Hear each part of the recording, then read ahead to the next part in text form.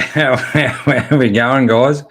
Looks like a few of you on it already. Been been a little while since we've had yarn to you blokes, and good to see a few of you on down there already. Leanne and Biggles having a bit of a yarn there, and who else is on there? Lambo, thanks very much to the guys dropping in there tonight for live chat. We haven't had one with you guys for a little while, so thought we'd have one and just give a bit of an update as to why what's been going on. What's been going on with the videos and stuff over the last sort of 12 months or so.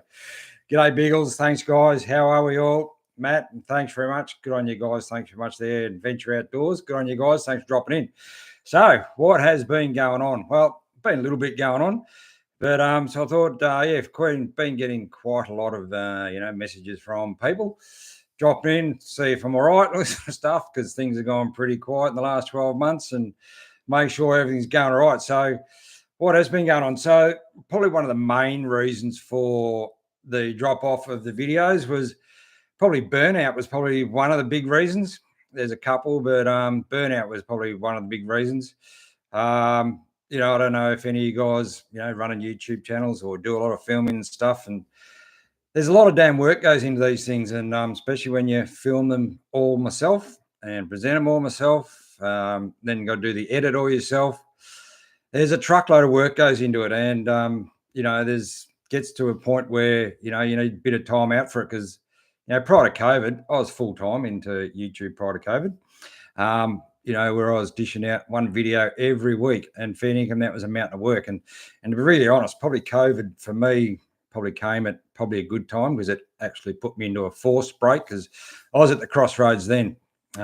Way back then, in whenever that was with COVID, seems so bloody long ago. But so yes, that's probably the number one reason was I just need some time out from knocking out all the videos and doing all the work and thinking about where we're going, and probably I've still been getting away, but I want to get away. I've been wanting to get away for a few times without any cameras and just get away and sort of do my own thing, and which has been quite a relaxing time. So we'll see how all that goes too down the track. And then the other, probably another big reason for slowing things up, purely just cost of living reasons. Everyone's struggling with it at the moment.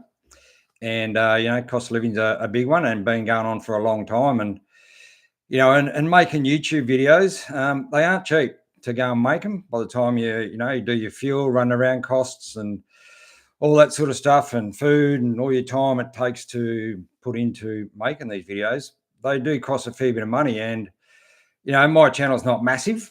It's big enough, but, it's not massive. And the YouTube revenue that I do get from that, I tell you what, it doesn't even come close to covering costs to making videos. So I had to then turn to more real job, if you want to call it real job sort of work, back and farm work.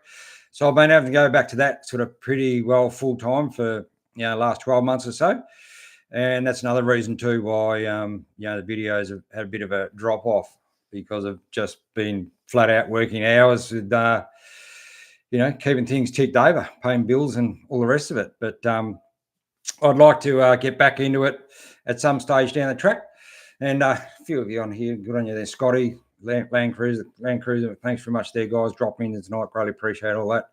Jamie, thanks, mate. And he's on night shift tonight. Thanks, mate. So we're going to see where it all goes going forward down the track, because like I said, I sort of do miss getting out there making the videos, but we'll see how they travel. And having said all that, I have got a new one actually coming out on this Monday night. I went and filmed a new one the last couple of days. It's not a travel video or a camping video just yet, but made another pretty drastic change to my patrol in the last sort of few months, with some pretty amazing sort of interesting sort of figures that are coming from that. So it might give you guys some interest there to maybe give you some tips on what you might be able to do with your full drive going down the track. So maybe tune into that one on Monday night. That'll go up about 5:30, something like that, 5:15. That'll go up, and so have a look at that. But yeah, look, there's been quite a few large YouTube channels over the years that have dropped out for exactly the same reason, just purely and utterly, totally burned out. And and I was sort of getting to that stage too. I think, the real, if anyone's looking to get into this YouTube stuff, and, making a channel out of it, I firmly believe, I reckon the only way to really try and make a really good go of YouTube making a channel is you need a film crew. Film crew and an edit crew where you just turn up. Well, myself, I just turn up, just do your presenting, make the video, that sort of stuff, and then let someone else do all the filming, all the running around, and then let someone else do all the edit. And to do all that, I tell you what, there's no camera crew budgets in the sort of income and a little bit of money that I do get out of YouTube. I'd be going backwards at a rapid rate to be paying film crews and edit crews. So that's why I have to do the whole lot myself. But yeah, there's a stack of work. But there are some big channels out there that are doing exceptionally well out of it. And you do look at the ones that seem to be doing really well out of it, are the ones that have got what I just mentioned. They've got film crews, the whole shoot match. And edit crews and do all that sort of stuff. But if you want to have a crack at it, have a go. But it's certainly not an easy road, because there's so many new YouTube channels out there these days, and and I look at some of these new channels that are coming through, and they come through my feed, and and I look at some of these travel videos they're making, and they're getting 100, 150 views and 200 views, this sort of stuff over sort of 3, 4, 5 weeks, and and there's some of these videos in 30 and 35 and 40 minute long, and I'm thinking, oh my god, I don't know what keeps them driving on, because there'd be I don't know how they can continue on making videos like that at their cost, unless they're extremely well off where they can afford to do that. But if you're waiting on YouTube revenue to support your channels at that size, bloody hard work. And you could go backwards at a rapid rate. But anyway, good luck to them having a crack. And there's a long way to go before you even start getting any income from YouTube. There's a couple of criteria for starters you got to meet. You need a minimum of, I think it's 1,200 subscribers for a start. And I think the other criteria to qualify is I think you need 4,000 watch minutes a month going through your channel. So, it takes a while before you even get to those two criteria, just before you even start getting any income revenue from YouTube. So, yeah, so that's where we're sort of at. Lambo there, mate. Yes, fuel and food and filming gear, mate, it's off the charts. Yeah, it's very expensive stuff. I probably should look at upgrading, a lot of the camera gear that I've got. But again, it all comes down to budgets. And I think I do a reasonable sort of job with the gear that I have, as basic as it is, with a few GoPros and that sort of stuff. But yeah, it's big business if you want to really get into it in a big way. No, don't stress yourself, mate. I try not to do that too much, mate. But yeah, we'll see how we go going forward. Thanks very much. There, mate, good to hear from you. Thanks very much. Mr. Buckaroony, how are you going, mate? Good to see you too, back on. I'm so glad to see you, Mr. Buckaroony, up there in Queensland. Hope you're actually nice and dry up there, because you've had some pretty damn horrendous weather up that way, mate. So hopefully it's going all right. But yeah, good to see you back on the social scene as well too, mate. Who else is on here? Leanne, yep. Moved to the country, they said. Yeah, bad internet. Well, is it? Hopefully it's coming through all right, because it's actually, I'm doing this tonight off hotspot. So hotspotting it off my phone. So hopefully it's coming through all right. It looks like it is. Everyone's replying. New stuff, new channels are all sponsor driven. Well, look, a lot of the big channels are heavily sponsor driven. And look, I've had sponsors too, but they sort of helped me out for a number of years there too. But I sort of wanted to move away from sort of the sponsor side of stuff for a while, and just really just focus on what I'm doing with my own stuff and not so much sponsored stuff. But yeah, some of these channels are massive, and they're pushing some big products and all the latest and greatest gear and that sort of stuff, which not really my cup of tea, but that's the way they're going down, and some are doing exceptionally well out of it. So all the best and good luck to them too.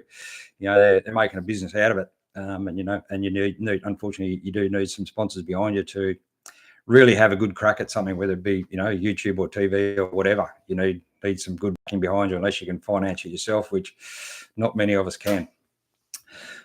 Gary North there, how are you, mate? Following a couple followed from Canada, far out. Look out. Good to see you guys on from over there.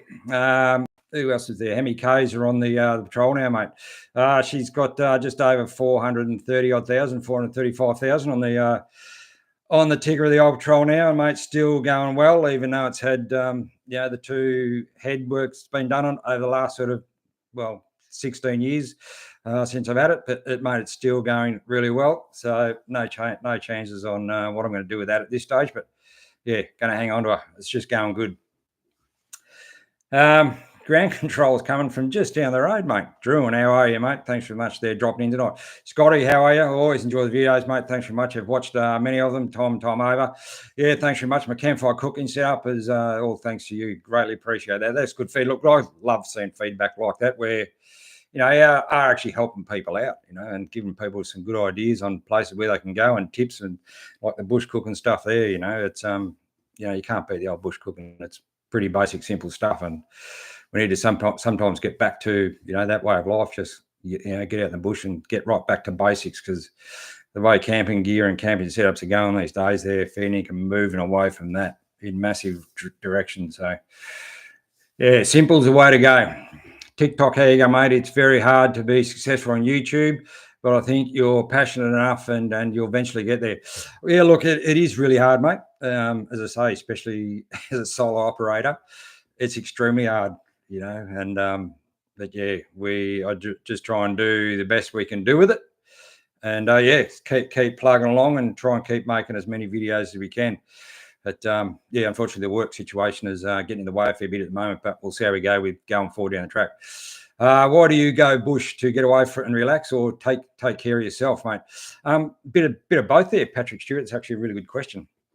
The other big thing too, mental health issues is massive right around the country, and has been for the last sort of good few years since COVID and beyond. And that's one reason why I like to get away is that pure relaxation and get away from all the hustle and bustle of life, and just sit out in the bush. And that's why not many people can go solo camping, but I actually quite enjoy it. And to sit there and just listen to the surrounds of where you are, it's can do wonders for your mental health issues if you got anything like that sort of stuff going on. Because but that's, and plus to relax too. There's what better ways there to relax than sitting around a campfire, and maybe you got a mountain river going around the background too. A bit of noise from that, and a few birds and stuff singing in trees and stuff.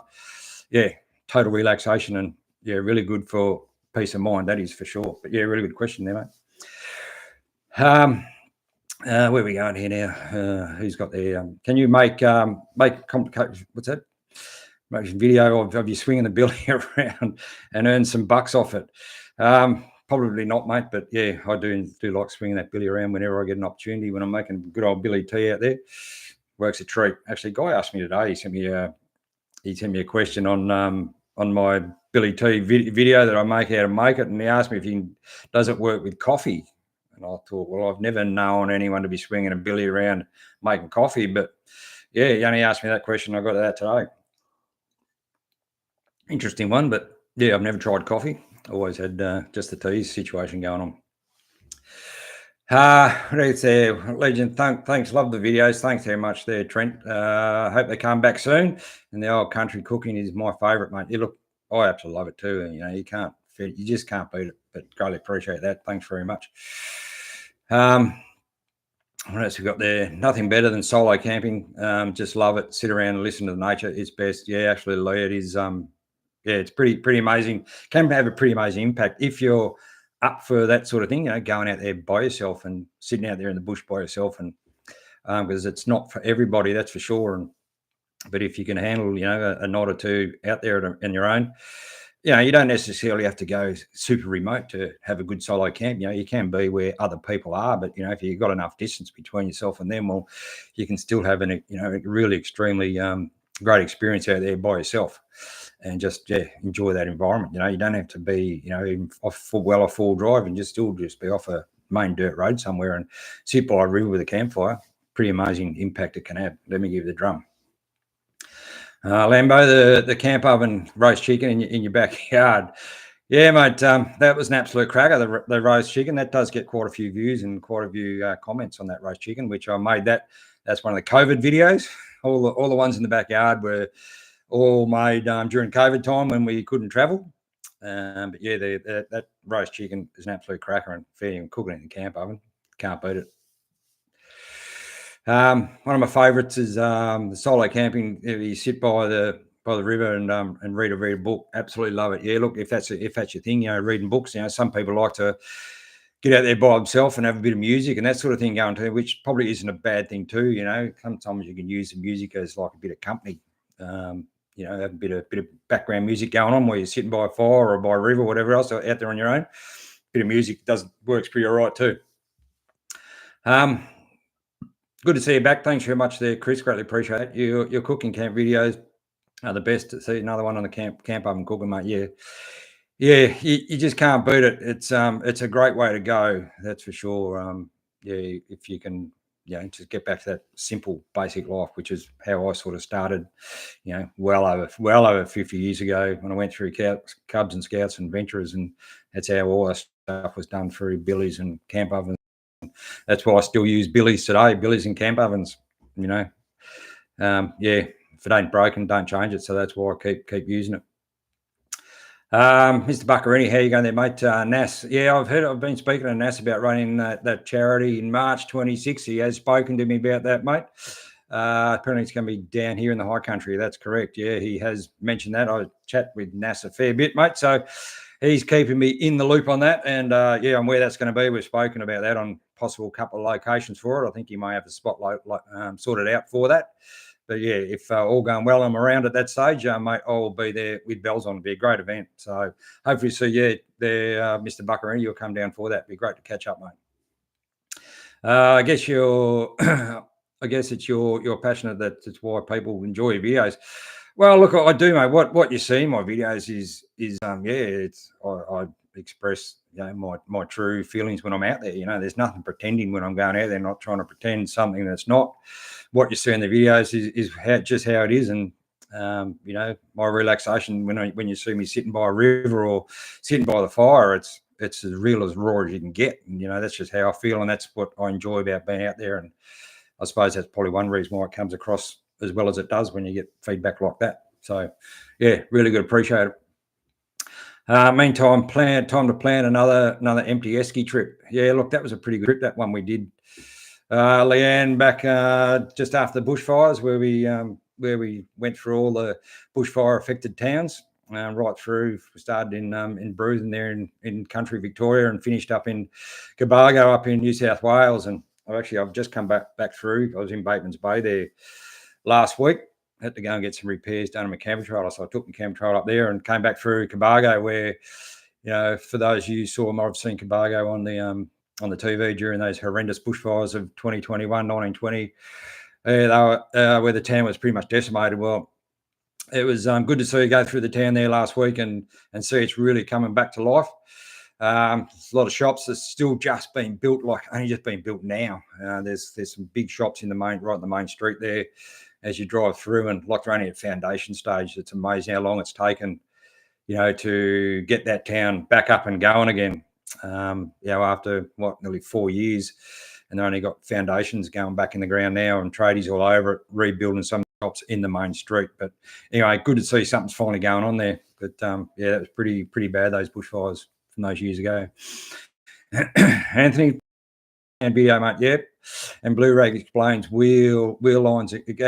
Thanks very much. Look, that water jerry can that I've got, not sure. I've got a couple of them, so I'm not sure if you've seen the latest one or the newest one there, Anthony, but with the food grade water and that water hose and that sort of stuff. But yeah, it's a really good setup and works a treat. No power. It just just siphons out and it works great.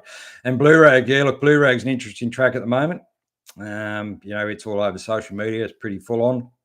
There was a rollover there about a month ago, the last long weekend we had in March, I think Labor Day long weekend. There was a rollover on Blue Rag just before where the top there, where North Basalt comes in. Really sad to hear and see situations like that where people are rolling over on major tracks. But apparently Billigo or Blue Rag's pretty well chopped up at the moment and not ideal. So if you're looking to head up that way, do travel Blue Rag with a great deal of caution, because it's pretty full on at the minute. Whereas Billy goat will come back. It had a dozer put over it during the summer months, which they do quite often put a dozer over it over summertime, which, to a lot of people's disgust about putting dozers over it. But look, they put the dozer over it because they use that track as a firefighting effort track, just in case they need to get firefighting machines up there. So that's another reason why they do put a dozer over it over that summer months. But, it'll come back over the winter again because it's a track that's open all year round. That's Billy goat, not blue rag, but Billy goat's open all year round. So it'll come back at some stage. There's no doubt about that. It'll get chopped up again. Anthony, any stories or encounters with wild dogs out there, John? No, look, I've heard them plenty of times, mate. I've heard them heaps, but I've never had a bad experience with wild dogs. I've certainly got up, woke up in the morning with some of the places I've been to, and there's certainly evidence of, paw prints, because most of the time you can't buy a river or something, it could be paw prints, walking up the bank of the river there and close to camp and that sort of stuff. But, as long as, I just think, as long as you don't leave any food scraps lying around, don't leave rubbish bags outside your vehicle, don't leave food boxes outside your vehicle, lock everything away over night time, don't give them a reason to hang around. And so, you shouldn't really have too much of a problem. I mean, sure, there's going to be other people that are going to have some experiences with wild dogs. And but yeah, I've never ever had a bad experience where I felt threatened by them at all. I've certainly seen plenty on the tracks as you're driving along, and of a night time, far out, I hear them quite a lot in some of the places I've been to. Hear them a lot. Native dogs, one where I used to hear them there a lot. And that camp spot, that solo one I did up the top of Dingo Hill there around that beautiful little stream on that big open grassy plain there. Oh, the wild dogs that night were pretty full on. But so anywhere up through there, you'll certainly hear them. But like I say, just don't give them a reason to come into your camp where they can sniff out food and stuff, and don't give them a reason to hang around. And, hopefully you should be okay. Just got to be sensible with them, that's for sure. That's a wild dog one. Sensational. That's what they say. I often say, yep, mate. Camp oven, that's right. Yeah, with the lids and stuff. Yeah, just got to be sensible with it all, and it's all good. Love the cooking on the fire pit when you can't get away, and that's why I've used to do a lot of bush cooking out there in the backyard, mate. If you can't do it out in the bush, well, you might as well. If you got to set up in the backyard, you might as well do it out there. That's for sure. Ed Full driving. How are you going there, mate? Wombat holes on Blue Rag when I was up there Australia Day weekend. Yeah, I think it's a lot worse since Australia Day weekend. So that's a good few months again in Australia Day weekend, but Labor Day weekend in March, there was definitely a rollover on Blue Rag. Only a few weeks ago, sort of stuff. So it's pretty full on. So just be careful if you're talking about maybe heading up there and check out Blue Rag. Just as long as you're prepared for it, well, it should be all right. Good to see you back on here, mate. Thanks very much there, Shane. Greatly appreciate that, mate. Just back from North Nanyong and seen 4 dogs over 3 days. Here, look, Nanyong's the high plains. When I did that solo up there a little while ago, look, great place to camp out. I've certainly seen plenty of the wild horses up there, but I didn't have any issues or have any sightings of the wild dogs up through there. But look, you will see them anywhere and hear them anywhere. So, as I say, just got to be careful, especially up around that Lacola area, top Lacola area, up around Tamborith Road and that sort of stuff. I've always heard them up camping up through there. Plenty around. Hearing lots of reports of wild dogs at the moment. Last time camping a big river. Yeah, look, I've never been in that big river area, but again, David, mate, you just got to be careful, and as I say, put all your stuff away and should be all right. Plenty of wild dogs around the Dogs Grave area in January. Perhaps they they know something that they're looking for. Well, I've never been around that Dogs Grave area, sort of camping around through there. I know you can drive through there, get to Dargo and that sort of stuff, but I've never heard them over that side. But they're just everywhere. Just got to be careful. What 12-volt accessories do you think would be the bee's knees, but wasn't? Look, my 12-volt setup's pretty damn basic compared to when you go and look at a lot of other setups. Look, I'm still only running an 800-watt inverter in my full drive there.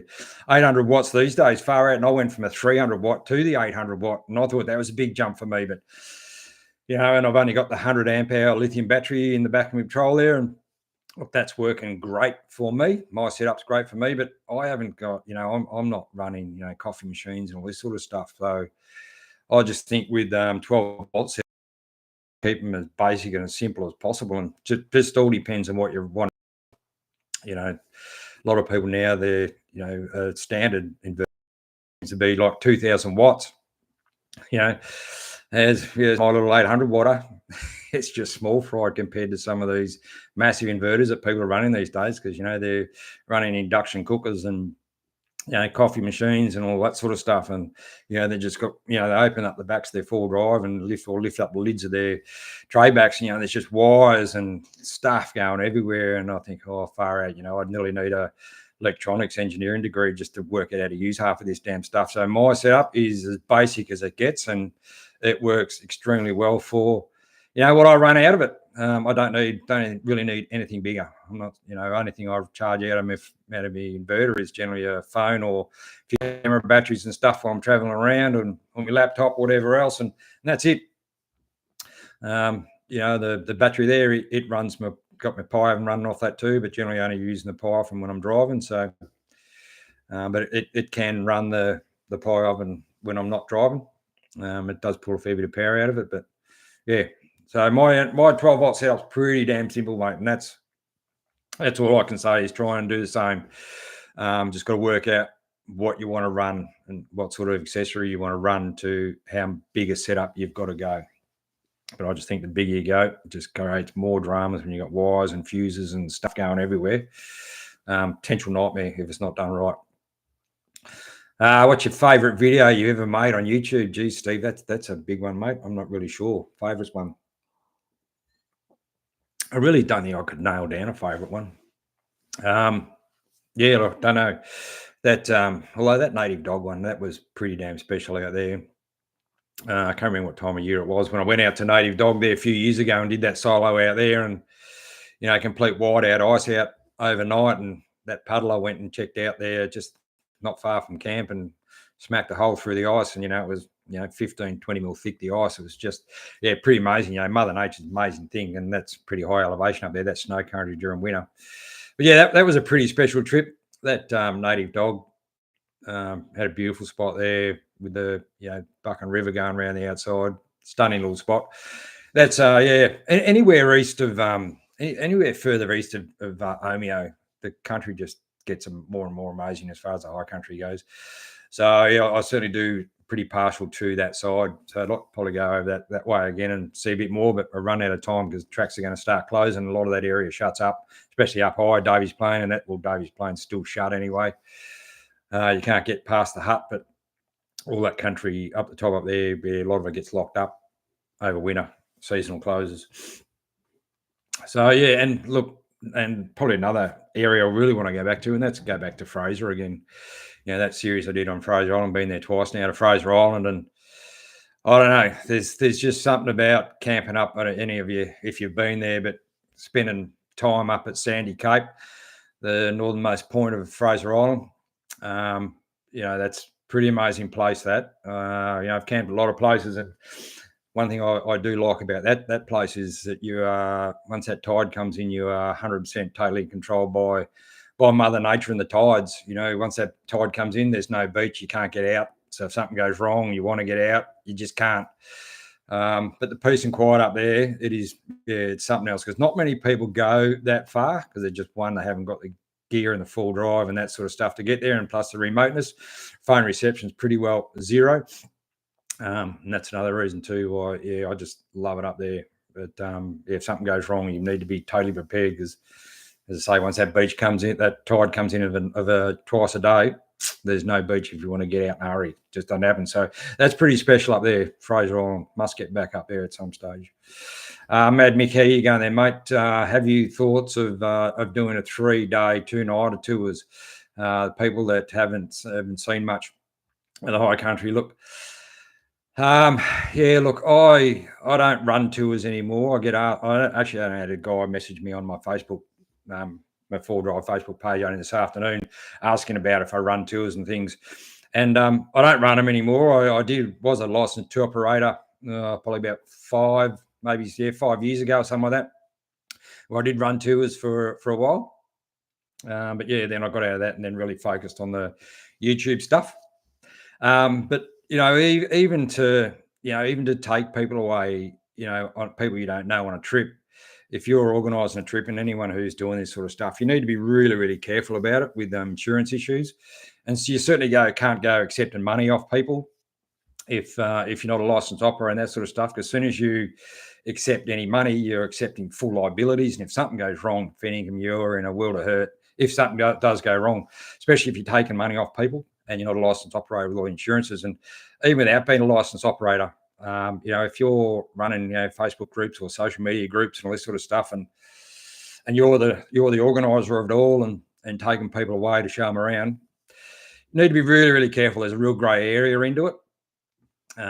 Into doing that sort of stuff, because I was also doing a lot of that prior to becoming a licensed operator. I was doing a lot of free trips. I don't know if any of you might have been around from those days, from the Batesy's Facebook trip page, where I organised a lot of trips, and I ran trips for probably 12 months or longer. And it wasn't until I sat down with a legal friend of mine who really laid it out as to the risks I'm running with how I'm going about doing stuff if something goes wrong. You do need to be really, really careful. So that's why I don't. I get asked a lot from people, can we come away with you? I'd love to come on one of your trips. Well, as much as I'd love to, but you just can't.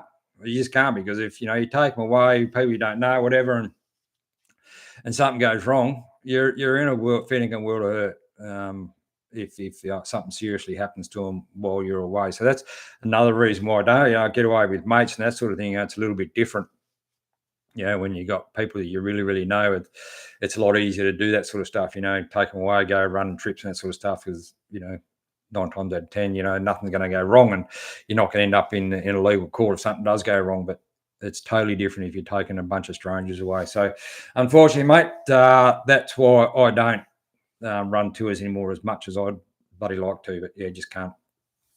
How's my 12-volt blanket going? Are you fair income kidding yourself? I don't have any 12-volt blankets going in my rig. That is for sure. Don't need them.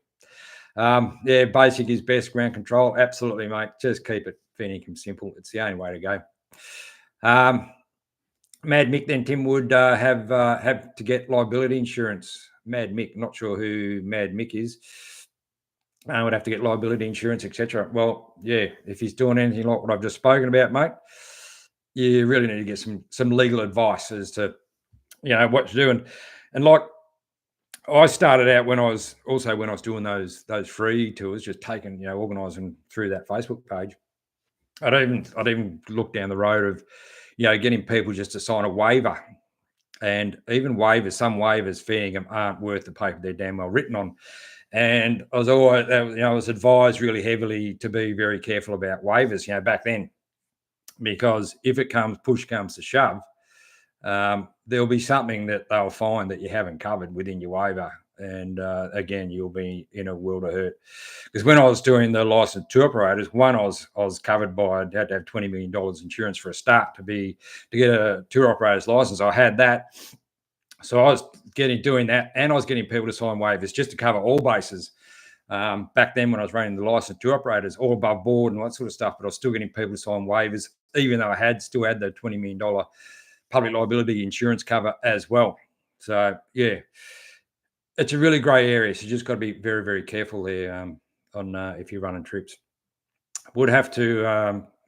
But the class as a club. Yeah, look, if you go through 4-drive clubs, and you would, mate, you'd have to, but even if you class yourself as a club, you've still got to have that insurance side of it. Whereas if you go through a legitimate 4-drive club, well, you'll be covered by insurances. So if you go away on a trip with a 4-drive club, and it's all organised and run through the 4-drive club, well, you're covered under insurance for a start, because it's part of your membership. So there's no issues there at all. If you hurt yourself or whatever.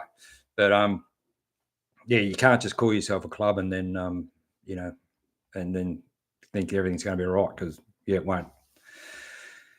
There are croc signs in the rivers which head. I'm tipping you probably got quite a few. As you leave Fraser Island, far out, mate. They have worked their way further south, mate. I bet those floods that are going on, there's just crocs and snakes and bull sharks, those sort of stuff. They'd all be probably near swimming through people's paddocks, which is really sad. The amount of what's going on up there with the amount of rain. I think they're still getting smashed with it, but yeah, the crocs are moving all around the place, which is not ideal. So be careful if you're moving around up through there. Mad Mick, leave this with me, sir. I know there's gold prospecting clubs and with 40 plus members in them around this somewhere. I will follow this up. Yeah, look, if they're clubs, mate, like I said, if they are gold prospecting clubs, they're all legitimate clubs.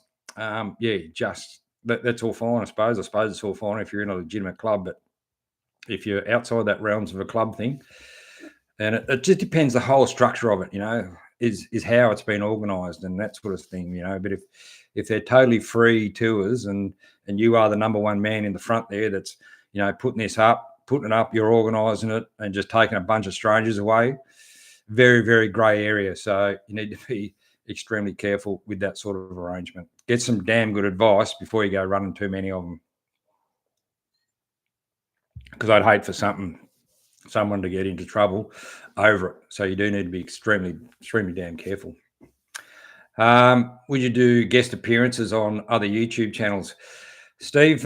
Look, I've never really got into doing any stuff with other YouTube channels. I suppose it depends on who it is and what the concept of it was all about.